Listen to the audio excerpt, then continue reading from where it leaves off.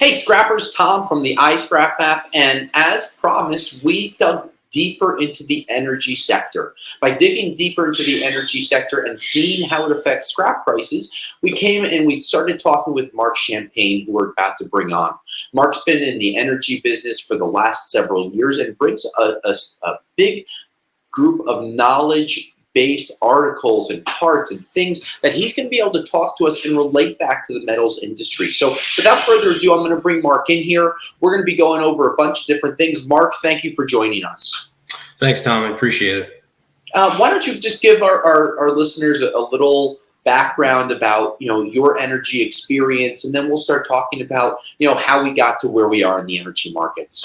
Sure. Yeah. So as you had mentioned, I kind of live in the energy world. I started actually in the refined product space, so with diesel and gasoline primarily, trading that on the futures market, as well as engaging with big wholesale customers of purchasing and selling those types of fuels. I also have some trading experience with different utilities, trading natural gas for them across kind of the entire country via storage and transportation assets as well. So, and then, obviously with those job titles, you have a lot of exposure to the different policies that are kind of being passed or thought of on the federal, state, and local levels. So, I mean, what's really interesting, when we had talked the other day, you get to have industry knowledge from a macro point of view, where many of the people that listen to us, right, are electricians, plumbers, roofers, general everyday scrappers. And all we see is the pain at the gas pump, right?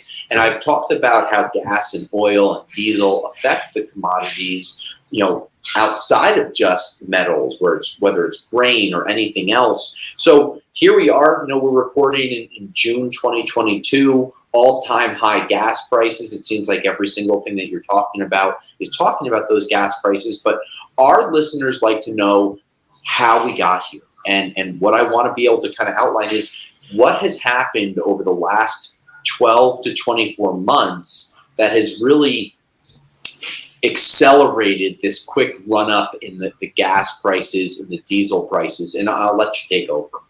Yeah, no, I mean, it's a very fair question. When you go to the pump and you look at those prices, they only seem to be going up.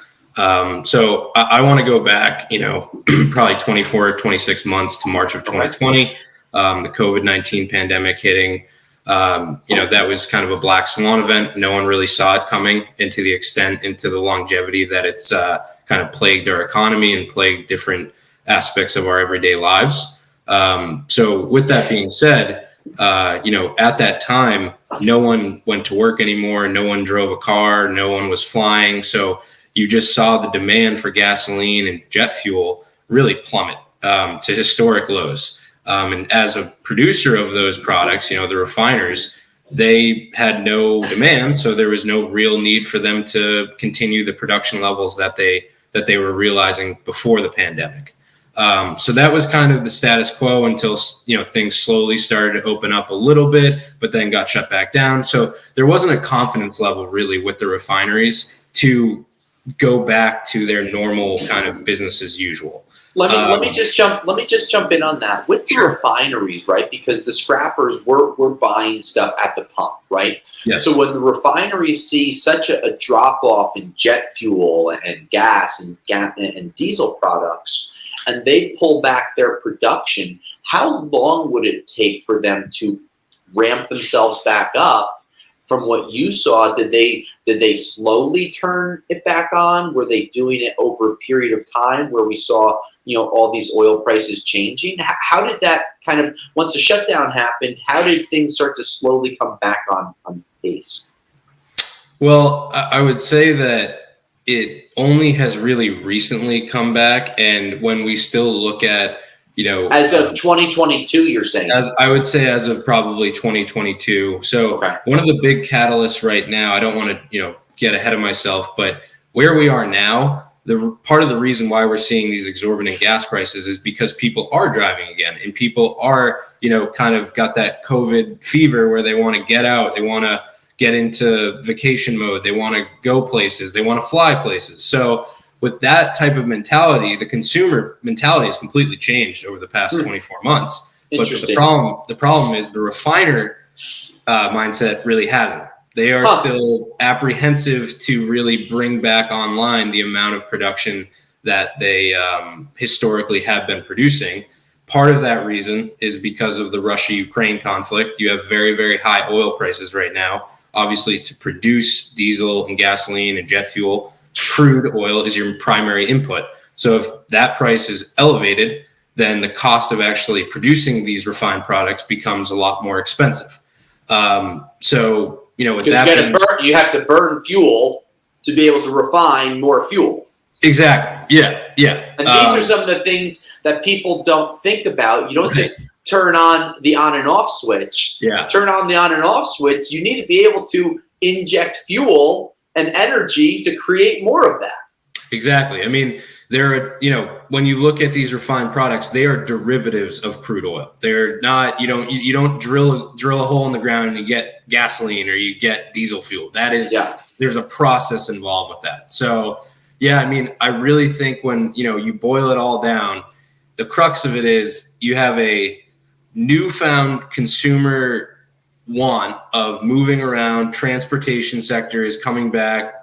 Airlines, if you go check airline prices right now, they're insane. I mean, crazy. They're, so expensive. Yeah. And then you check the pump at the retail locations, gasoline and diesel are out of control. But you have on the supply side, they're not matching the demand right now. Now, that supply side, when you were saying that the refiners were starting to bring it back in, of course, you mentioned Ukraine, but tell me how maybe a lack of American oil, in the middle of that 26-month period that you talked about, we had a new president take office, which means that we had policy changes. We've had a heavy influence from the Chinese. Can you touch on any of those things and kind of tell us how we got to these high prices also?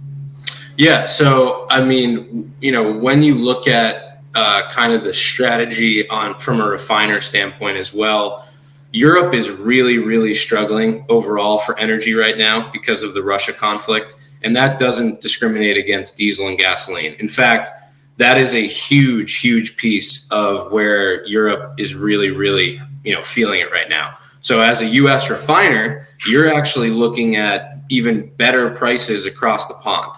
So when you're thinking about your production levels and where you're going to actually keep that product moving, there is no incentive really for those refiners to keep it within the U.S. border. They are actually looking at potential, cargo ships or anything like that, moving it across the pond and capturing even higher dollar amounts over there relative to here. And I know it's hard to imagine that there's even more expensive prices out there in the world than what we're experiencing right now, but that is the case. So, from a administrative perspective, federal, Biden and what they're trying to do, there's really no incentive, they're not going to incentivize the refiners to keep it here.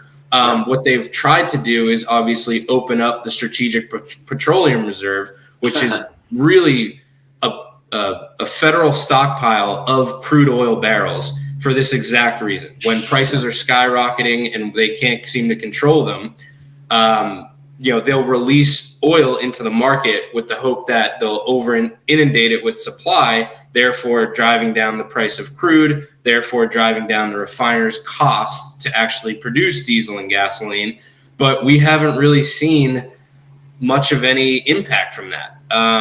I read somewhere that a lot of the fuel that was released from the Strategic Reserve, a lot of it went directly over to Europe and didn't even stay in the country. Exactly. So while the administration talks about, and I'm not looking to get political, I'm just talking about why and how we got here. Exactly. When the administration talks about releasing fuel, a lot of that went overseas, which didn't really affect my gas tank or my trucks or the scrappers' vehicles. So it was kind of like a bait and switch, like a magic trick. Oh, we're releasing fuel, but it's not going to really help you. And that also is part of the reason that we kind of got into this place, right? Oh, absolutely. I mean, there's no question about it. When you look at and say, okay,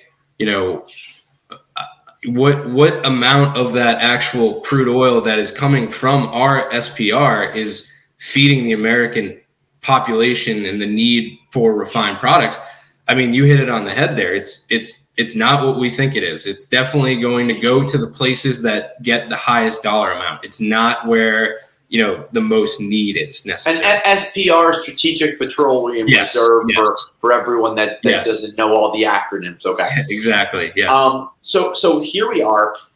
We had March 2020 happen. Hopefully, you know, knock on wood, we're not reliving that. So you have the refiners starting to shut things down.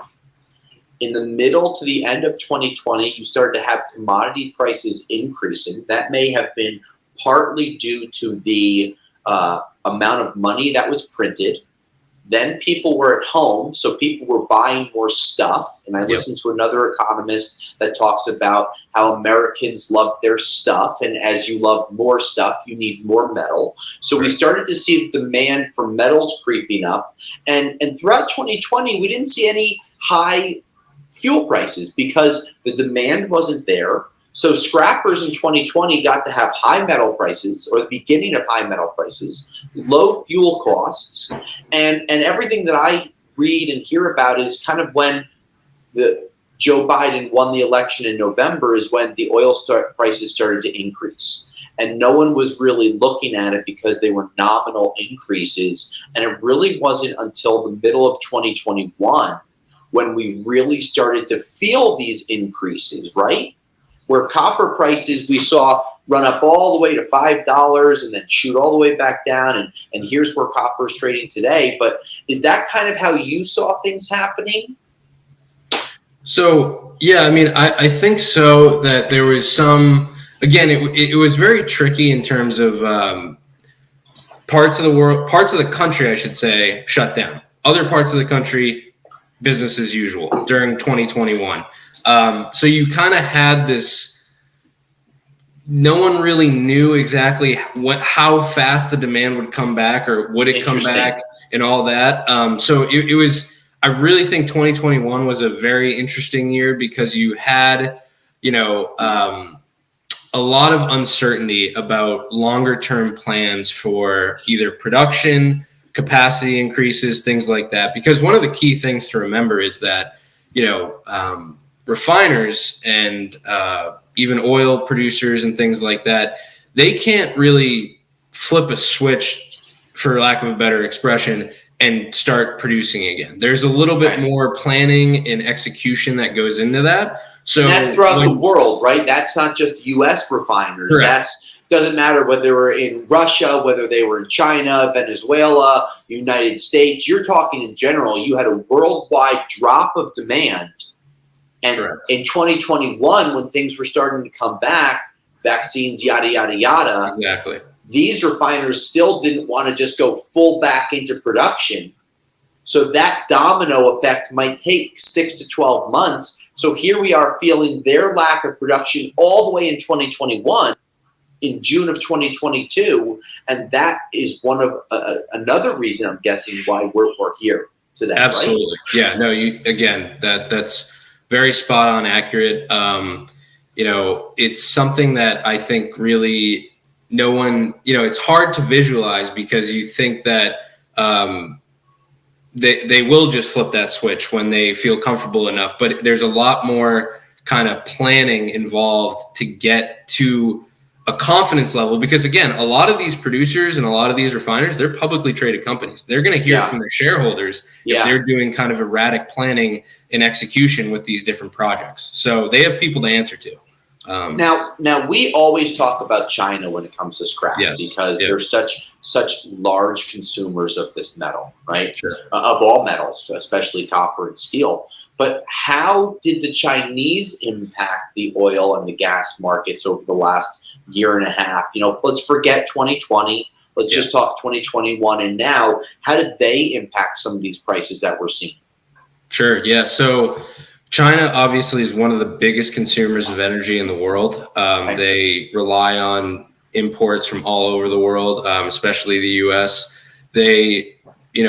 They had a interesting strategy for their COVID policy. I believe it was called the zero COVID, policy or strategy, where they pretty much tried to lock down everything. No one could go anywhere. Just eradicate COVID. Yeah, exactly. It didn't exist because no one could bring it in to the country, essentially. So when you think about that from a demand perspective of what that means for energy products, it simply kind of goes away. And that's not even, that's to talk about obviously driving, flying, the transport sector. But then you also have, they're obviously one of the biggest, if not the biggest manufacturing country in the world. And all of those facilities were also shut down. Again, going back to creating energy or creating products, you can't create more products without consuming more energy. So whether it's coal power plants that are getting shut across the country and the world as part of the Green Accords and the Paris Climate